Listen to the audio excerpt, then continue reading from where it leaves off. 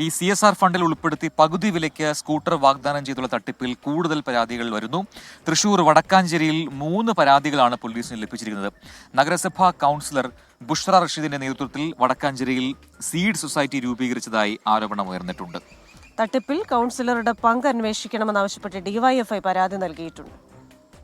വടക്കാഞ്ചേരിയിലെ കണക്കനുസരിച്ച് ഏകദേശം 50 ലക്ഷം രൂപയുടെ മുകളിൽ തട്ടിപ്പ് നടന്നിട്ടുണ്ട് എന്നുള്ളതാണ് അറിവ്.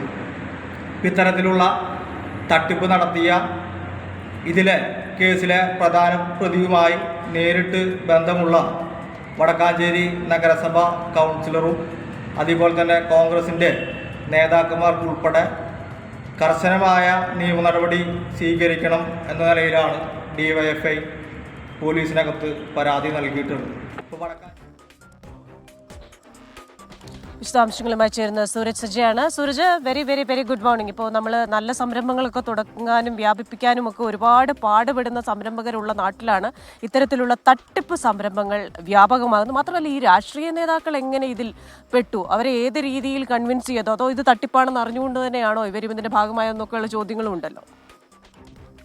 ക്രിസ്റ്റിന, അത് തന്നെയാണ് ഇവിടെ ഉയരുന്ന പ്രധാനപ്പെട്ട ചോദ്യം. അതായത് ഒരു രാഷ്ട്രീയ പാർട്ടി പ്രതിനിധി, അതോടൊപ്പം തന്നെ കോൺഗ്രസിന്റെ വടക്കാഞ്ചേരി നഗരസഭാ കൗൺസിലറെ കൂടി ഇതിൽ മുൻനിർത്തി എന്ന ആരോപണമാണ്, അതായത് ഈ തട്ടിപ്പിന് മുൻനിരയിൽ നിർത്തി എന്ന ആരോപണമാണ് ഇപ്പോൾ ഉയരുന്നത്. എന്തായാലും വടക്കാഞ്ചേരിയിൽ ഇതുമായി ബന്ധപ്പെട്ട് CSR തട്ടിപ്പുമായി ബന്ധപ്പെട്ടുകൊണ്ട് 3 പരാതികളാണ് പോലീസിന് ലഭിച്ചിരിക്കുന്നത്. പക്ഷേ 48 പേർക്ക് ഇവിടെ പണം നഷ്ടമായതായി പോലീസിന്റെ പ്രാഥമിക വിവരത്തിൽ പോലീസ് നടത്തിയ പ്രാഥമിക അന്വേഷണത്തിൽ മനസ്സിലായിട്ടുണ്ട്. പക്ഷെ ആരും പരാതി നൽകാൻ തയ്യാറായിട്ടില്ല. ഈ പണം മടക്കി നൽകാം എന്ന ഉറപ്പിന്മേൽ ഇവർ പരാതി നൽകിയിട്ടില്ല എന്നുള്ളതാണ് പോലീസ് വ്യക്തമാക്കുന്നത്. പക്ഷെ 3 പരാതികൾ ഇന്നലെ വൈകുന്നേരത്തോടു കൂടി വടക്കാഞ്ചേരി പോലീസിന് ലഭിച്ചിരിക്കുന്നു. ഈ പരാതിയിൽ ഇന്ന് തുടർ നടപടി ഉണ്ടാകും എന്നുള്ളതാണ് പോലീസ് വ്യക്തമാക്കുന്നത്. മറുതലക്കലിലാകട്ടെ ഈ കോൺഗ്രസിന്റെ നഗരസഭാ കൗൺസിലർ കൂടി പ്രതിക്കൂട്ടിലാകുന്ന ഒരു സാഹചര്യം വടക്കാഞ്ചേരിയിലുണ്ട്. ബുഷറ റഷീദിന്റെ പേരിലാണ് ഇപ്പോൾ ആരോപണം ഉയർന്നിരിക്കുന്നത്. ഈ സീഡ് സൊസൈറ്റി അടക്കം രൂപീകരിക്കുന്നതിൽ നേതൃപരമായ പങ്ക് ബുഷറ വഹിച്ചു എന്ന ആരോപണമാണ് ഉയർത്തുന്നത്. ഇത് സംബന്ധിച്ച് ബുഷറക്കെതിരെ നടപടി വേണമെന്ന് ആവശ്യപ്പെട്ടുകൊണ്ട് ഡിവൈഎഫ്ഐ ഔദ്യോഗികമായി തന്നെ പോലീസിൽ പരാതി നൽകി.